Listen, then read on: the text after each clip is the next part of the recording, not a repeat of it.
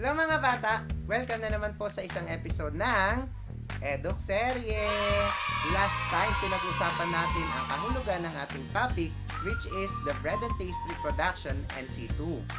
Binigay ko rin sa inyo ang mga knowledge, skills, attitude na meron tayo kapag pinag-uusapan natin ang ating topic na bread and pastry, as well as ang career opportunities na pwedeng maging kayo kung seseryosohin nyo ang ating topic ngayong quarter.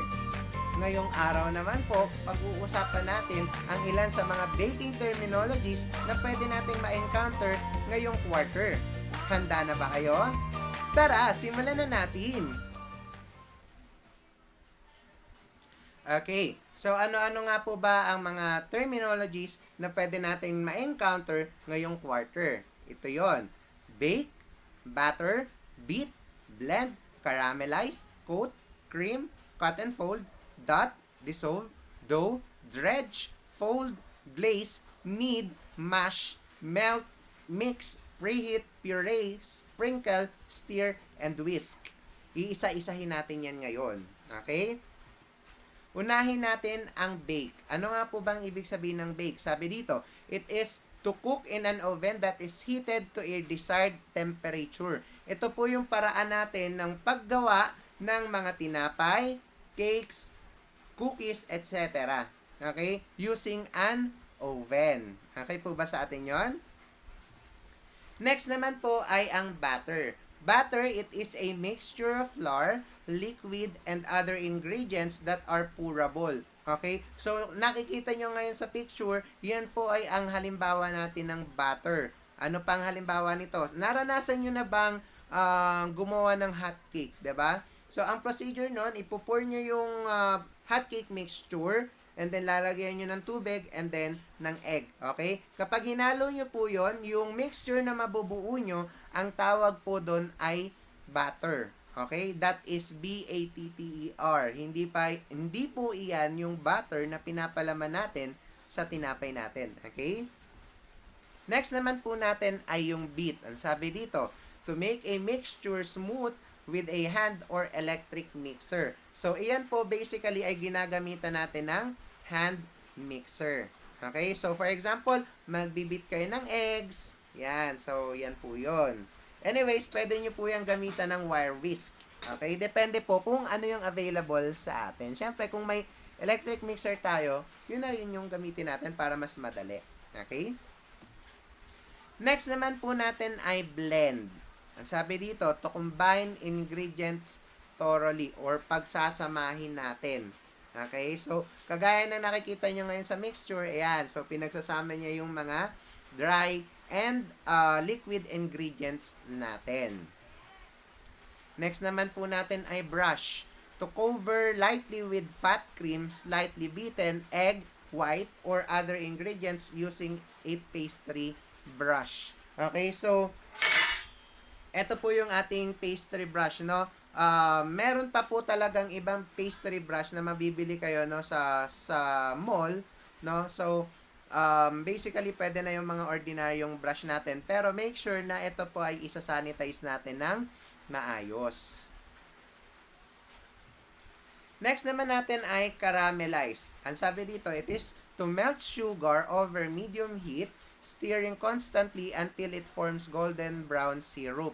Ito yung parang tinutunaw natin yung ating asukal, no, into medium heat para maging liquid form po siya.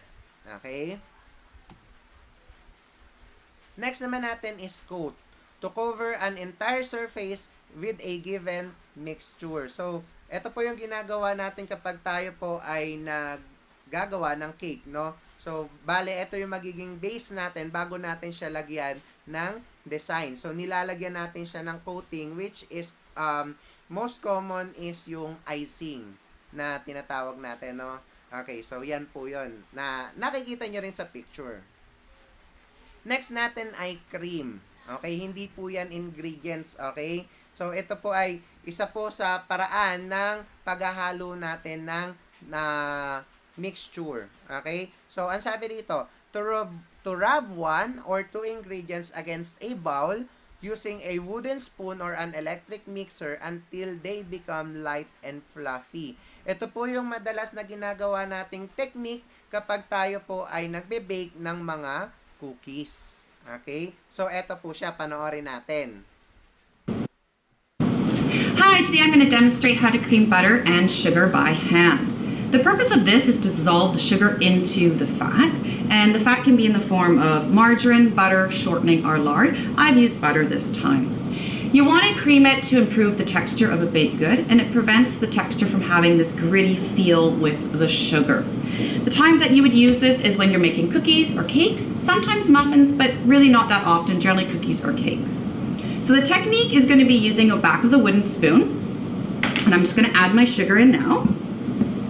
And you want to dissolve the sugar into the fat. So you can see I'm just squishing that sugar into the fat.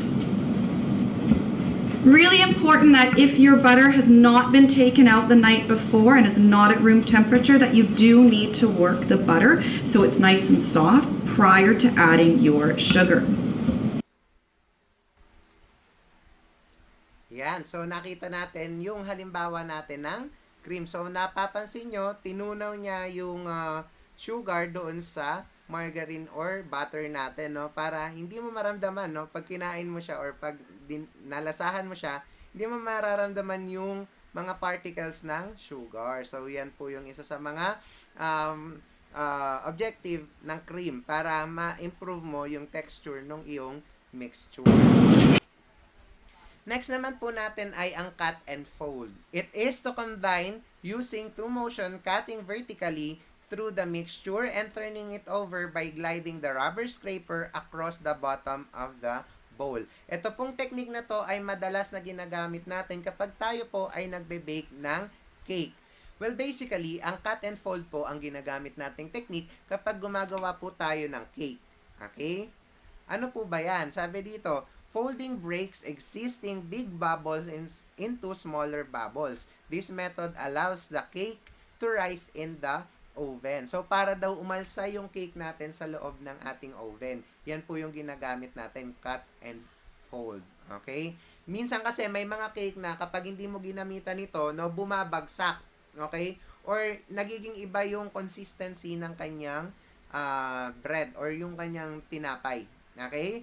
So, ito ay yung video for the cut and fold. Ito po yung technique, no, ng cut and fold.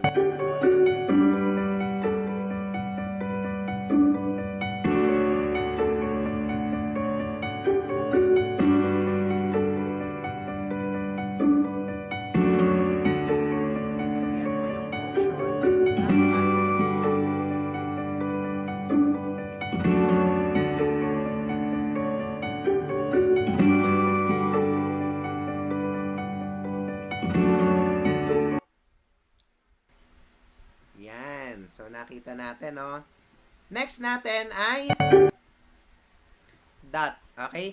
To scatter small bits such as butter over the surface of the food. So, etong dot na to ay paglalagay ng mga small pieces, no? So, such as candies, no? Sa ating cake. For example, kung nakikita nyo, yan, dot, no? Nilalagyan natin siya ng mga small bits. Okay? Ito rin yung ginagamit natin sa mga cookies, 'di ba? May mga small pieces of chocolate doon. So, that din po ang tawag doon. Next naman natin ay dissolve. Sabi dito, to mix ingredients with liquid until it is liquefied. Okay? Most of the time, ito po yung ginagawa natin kapag mag-a-add tayo doon sa mixture natin.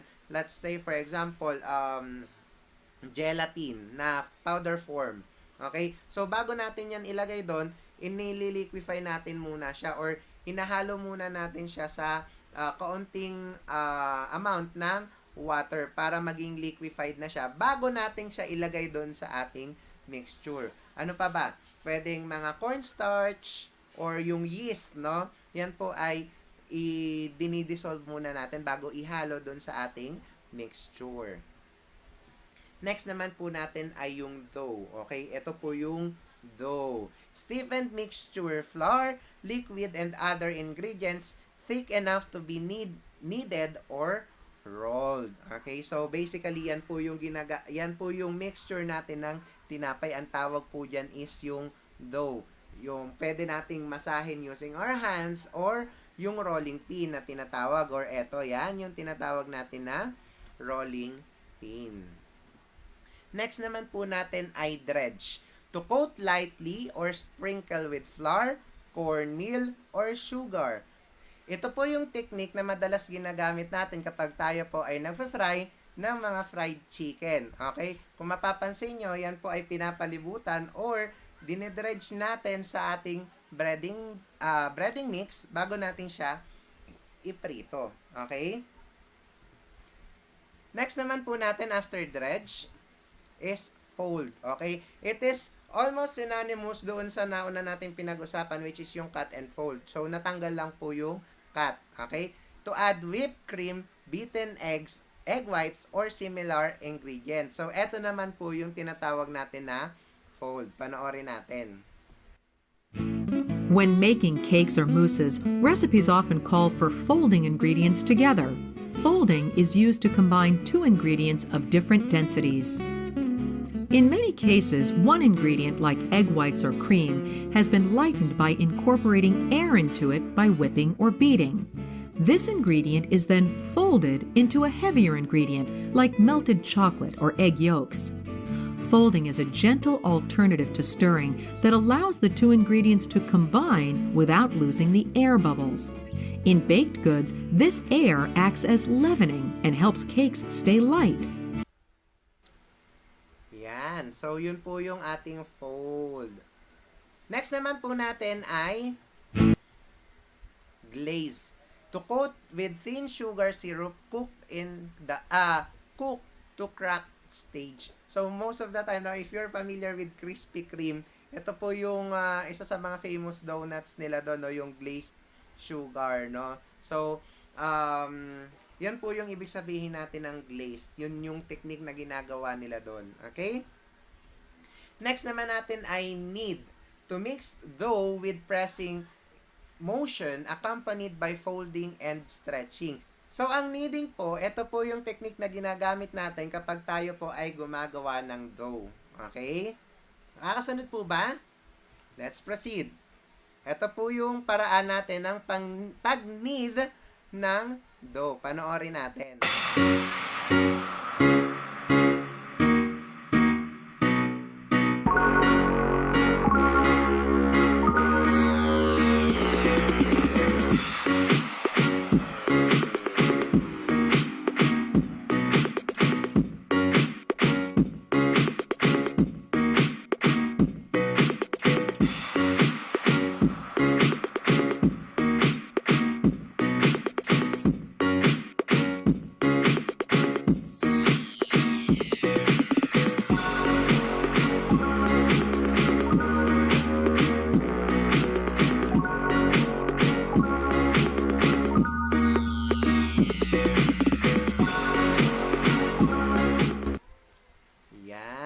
So, napanood natin, no, na mukha siyang simple, pero sa simula, no, challenging talaga mag-knead ng dough. Okay? Or magmasa ng tinapay. Next naman natin ay mash. It means to soften by pressing. So, ito po yung technique na ginagawa po natin kapag tayo po ay nagma-mashed potato. Okay? So, dinudurog natin siya. Meron diyang equipment, meron diyang tool na ginagamit, no, pang mash, no. So ito po yung nakikita nyo sa picture. Yan. Next naman natin ay melt, or sa Tagalog ay tunawin. Sabi dito, to turn a solid food like sugar, butter, or chocolate into liquid by application of heat. So pinapainitan natin siya para siya po ay mag-liquid form. Most of the time, ito po yung ginagamit natin sa butter, sa sugar, or sa chocolate. Okay? Next naman natin ay mix. Ito yung pinaka-common na ginagawa nating technique kapag tayo po ay naghahalo. Sabi dito, to combine two or more ingredients until on one ingredient can be identified from the others. Okay? So, kung hindi na daw siya ma-identify. So, kagaya ng mixture na nakikita nyo ngayon sa picture. Okay? Next is preheat. Okay? to heat the oven to a desired temperature before putting in food to bake or roast. Ito po yung madalas na ginagawa natin kapag tayo po ay magbe-bake na. Hindi yan kapag pinasok natin yung ating mixture dun sa loob or ating binake dun sa loob, tsaka lang tayo magbubuhay ng oven. Hindi po ganon. Most of the time, kapag tayo po ay nagbe-bake, tayo po ay nag-preheat or pinapainit na natin yung oven bago natin ipasok yung ating ibe-bake doon sa ating oven. Sabi dito, bakit nga po ba natin kailangan mag-preheat? Sabi dito, do I really have to preheat the oven? Yes, it's like stretching before a run or warming up the car or letting the water get hot before you shower. No? So, mas ready yung ating oven. Okay? Kasi, hindi yan ora-orada kapag sinabi mong 400 degrees Celsius. Hindi yan automatic na pagkalagay mo doon is 400 degrees Celsius. No, hindi. Magpapainit at magpapainit pa yan, okay? So, food cooks unevenly in a cold oven. Yan ang tatandaan nyo lagi. Kapag yung oven nyo ay hindi nyo preheat, asahan nyo na yung binake nyo ay hindi pantay ang pagkakaluto. Okay? Your pour dish starts in a cold oven. Then it has to deal with a warm oven. Then finally a hot oven. It doesn't know what to do. Okay? Preheating an oven is especially important with baking when you use yeast, baking soda, and baking powder as leavenings, which react to heat. Food also cooks faster in a preheated oven. So, mas madali rin daw siyang maluto kung ito ay preheat na natin. You've got the right temperature from the get-go and your dish can start cooking immediately and properly. Okay? So, yan yung dahilan natin kung bakit natin kailangang i-preheat yung ating oven. Next naman natin ay puree. To press through a fine sieve. Okay? Yan po yung ginagawa natin kapag kunwari sa mango puree, strawberry, no? So, kumbaga parang dinudurog natin siya dito, no? Tapos yung lalabas dito, yun na yung tinatawag natin na puree. Okay? Next naman po natin ay sprinkle. Yan, sprinkle. Ganyan po yung motion kapag sprinkle. To scatter small drops or particles of an ingredient such as flour or sugar over a surface. Okay, so most of the time, ito yung ginagawa natin kapag nag-sprinkle tayo ng candy sa ating mga pastry, di ba? Sa ating mga maliliit na cake. Okay, so yun, sprinkle. Next naman natin ay stir. To mix ingredient with a spoon using a figure 8 or circular motion. Okay, so basically ganyan lang siya. Okay, stir. Circular motion. Okay? Next naman po natin ay whisk. To incorporate air into a mixture using a wire whisk or electric mixer. Okay, so almost parehas rin lang naman yan, pero kasi pag whisk, medyo mahirap siya. Okay? So, most of the time, ang mga professional baker po talaga, gumagamit na ng mga electrical or electric mixer. Okay po ba sa atin yon? Okay. Ayan. Marami na naman po ba tayong natutunan? Marami po, sir. Wow, very good naman po pala. Next episode, pag-uusapan naman natin ang ilan sa mga tools at equipment na gagamitin natin for this quarter ng bread and pastry. Muli po, ako si Sir Drew. Always at your service. Paalam!